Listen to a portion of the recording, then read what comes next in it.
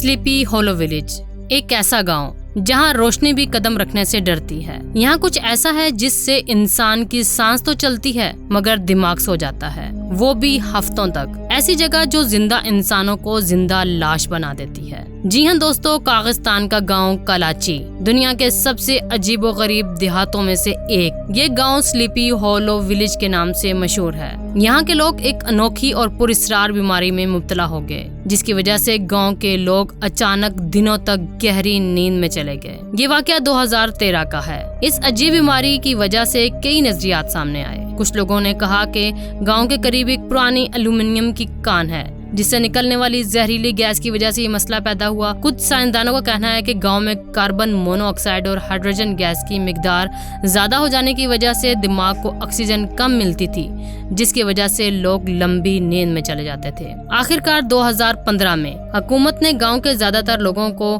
दूसरे इलाकों में मुंतकिल कर दिया ताकि इनकी जान महफूज रहे। ये गांव दिन के वक्त भी वीरान, खामोश और खौफनाक लगने लगा और लोग इसे भूतों का गांव कहने लगे। इतनी तहकीक के बाद भी कोई भी ये 100% साबित नहीं कर सका कि आखिर ये नींद की बीमारी कैसे और क्यों फैली। जब हुकूमत ने गांव को खाली करा दिया तो लोग समझ बैठे कि कहानी खत्म हो गई। लेकिन अजीब बात यह है कि कुछ लोग नए शहर में जाकर भी अचानक वही गहरी नींद में चले गए, जैसे कोई साया इनके साथ चल रहा हो, जैसे नींद गांव से नहीं बल्कि उनके खून में छुप गई हो। ये नींद आम नींद नहीं, ये है मौत जैसी नींद जिससे वापस आना यकीनी नहीं।